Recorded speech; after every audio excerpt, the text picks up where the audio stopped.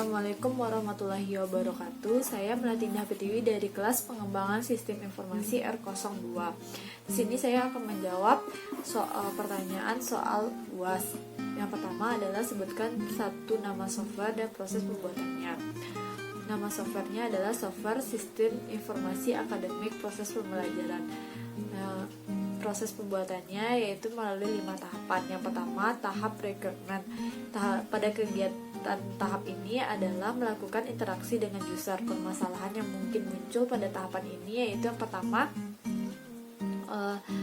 permasalahan spesifikasi kebutuhan, di mana user menginginkan sebuah sistem dapat mengeluarkan laporan pembayaran PSBB mahasiswa, sedangkan sistem hanya membahas tentang mengenai akademik. Yang kedua yaitu tidak sepemahaman sistem antara developer dengan user, misalnya ketidaksepahaman mengenai alur sistem pembelajaran, yaitu dari mahasiswa membayarkan SPP, pengisian KRS, proses belajar sampai dengan nilai UAS keluar. Yang ketiga, metode analisa sistem yang digunakan developer tidak sesuai dengan keinginan user. Selanjutnya yaitu tahap 2, desain. Pada tahapan ini dilakukan oleh seorang developer. Permasalahan yang mungkin muncul yaitu yang pertama, proses pembuatan tidak sesuai dengan keinginan user karena tools yang digunakan kurang optimal. Yang kedua, organisasi pembuatan software. Tidak adanya koordinasi dalam proses pembuatan software sehingga terjadi modul yang tidak dapat digabungkan atau modul yang berbeda. Misalnya yaitu perbedaan nama tabel, perbedaan file, dan perbedaan tipe data yang digunakan. Yang ketiga yaitu tahapan testing. Di sini tahapan ini merupakan pengujian sebuah software yang dilakukan oleh developer dengan user. Permasalahan yang mungkin timbul pada tahapan ini yaitu perubahan regulasi sistem. Misalnya perubahan evaluasi penilaian dari 5 tingkat menjadi 7 tingkat. Ini akan menyebabkan perubahan pada tabel dan filenya. Yang kedua, ketidaksesuaian keinginan user dengan sistem yang telah dibuat. Yang keempat yaitu implementasi atau pemeliharaan sebuah sistem. Kesimpulan yaitu hal yang paling penting yang bisa dilakukan dalam proses pembuatan software sistem informasi akademik ini adalah sebuah komunikasi yang intensif dan efektif antar user dan developer, baik itu pada tahapan rekrutmen, tahapan desain, tahapan testing maupun tahapan implementasi. Sehingga dengan adanya komunikasi yang intensif dan efektif, maka akan dapat diketahui seberapa jauh sistem atau software yang dinamis yang dibutuhkan oleh seorang user, sehingga tingkat kepuasan seorang user terjaga. Soal yang kedua yaitu berikan contoh real rencana implementasi sistem. Contohnya adalah sebuah perusahaan dengan nama PT Internusa Tambang yang bergerak pada bidang batubara. Perusahaan ini akan melakukan sebuah pelatihan khusus kepada seluruh karyawannya yang meliputi penginputan data, ekspor-impor barang agar perusahaan dapat mengoptimalkan penggunaan komputerisasinya. Pelatihan ini akan diselenggarakan oleh setiap karyawan agar karyawan ini dapat bekerja dengan komputer tanpa harus melakukan pencatatan data secara manual. Tahapan implementasinya adalah 1. Persiapan tempat.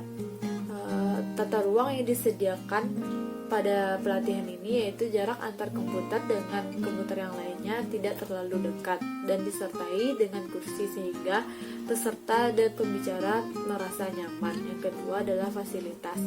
Yang perlu disediakan adalah seperti AC, meja, kursi, jam, ventilasi, infokus, penerangan, serta papan tulis. Yang kedua adalah pelatihan personel.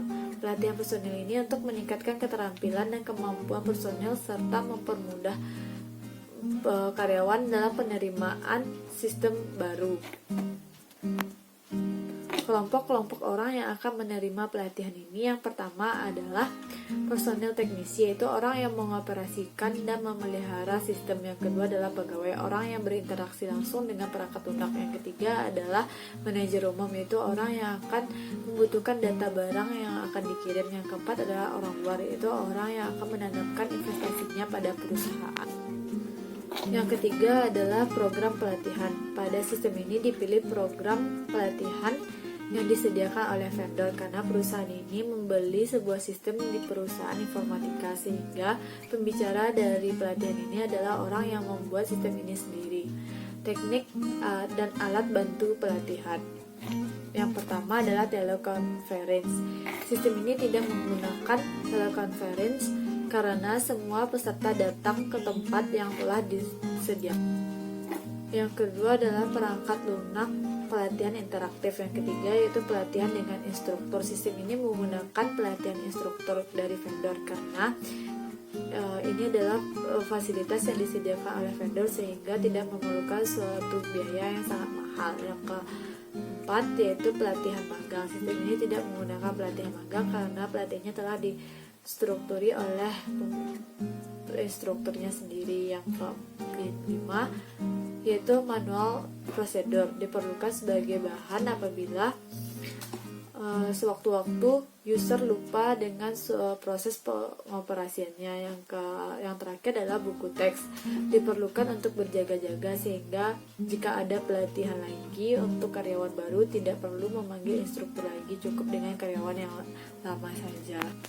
Soal yang ketiga yaitu jelaskan prosedur untuk peningkatan maintainability. Yang pertama yaitu menerapkan SDLC dan SWDLC. Yang kedua yaitu spesifikasikan definisi data standar. Yang ketiga itu bahasa pemrograman standar. Yang keempat merancang modul-modul yang terstruktur dengan baik. Yang kelima menerapkan modul yang dapat digunakan kembali.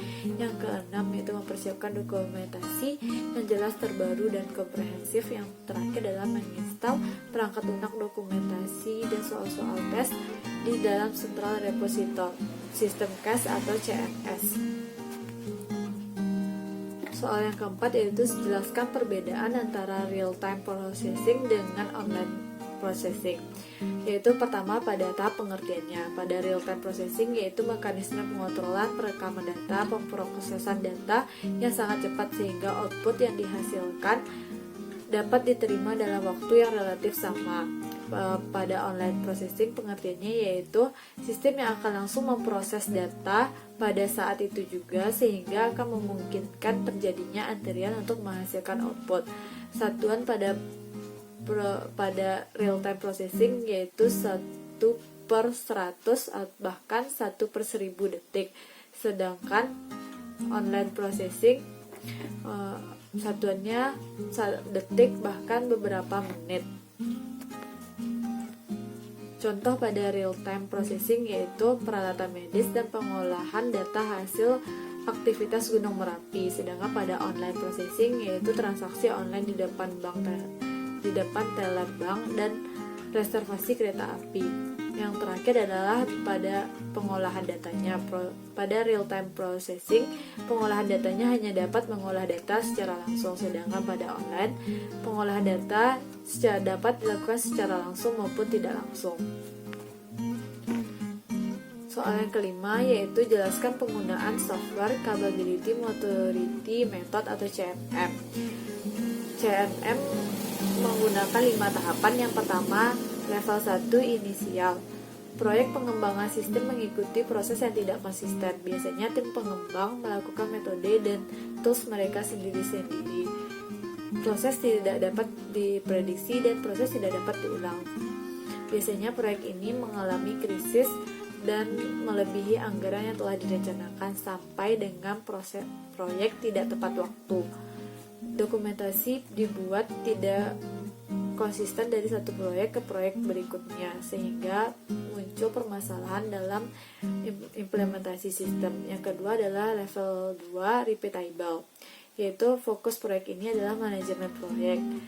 Praktek pengelolaan proyek yang efektif adalah fondasi untuk standarisasi proses pada level berikutnya. Yang ketiga yaitu level defined. Pada level ini seluruh proyek menggunakan versi yang ditetapkan untuk mengembangkan dan memelihara perangkat lunak dan sistem informasinya. Oleh karena itu, proses pada level ini dapat diprediksi dan dapat diulang. Level 4 yaitu manage. Pada proses ini, sasaran-sasaran telah terukur dan untuk kualitas dan produktivitas yang telah dibangun. Bahkan ketika suatu proyek mengalami problem yang tidak terduga, proses dapat disesuaikan dengan prediksi sebelumnya. Yang kelima adalah level optimizing. Pada level ini, proses pengembangan sistem yang sudah distandarisasikan dimonitor dan ditingkatkan secara berkelanjutan didasarkan pada UKM, mencakup perubahan teknologi best practice yang digunakan untuk menjalankan aktivitas-aktivitas yang diperlukan dalam proses pengembangan sistem standar. Dan yang terakhir, penggunaan CRM. Yang pertama, untuk menilai tingkat kematangan sebuah organisasi, perancangan perangkat lunak. Yang kedua, yaitu untuk menyaring kontraktor yang akan menjadi pengembang perangkat lunak. Yang ketiga, untuk memberikan arah apakah peningkatan organisasi bagi top manajemen di dalam sebuah organisasi pengembang perangkat lunak. Yang keempat, sebagai alat bantu untuk keunggulan kompetitif yang dimiliki sebuah perusahaan dibandingkan perusahaan yang lainnya. Contoh penggunaannya itu yaitu sebagai standarisasi, sebagai pelatihan, penggunaan SWOT, kontrol dan book manajemen, pembuatan dokumen perencanaan, desain dan penerapan SDLC. Sekian jawaban materi luas pengembangan sistem informasi dari saya. Apabila ada kesalahan, saya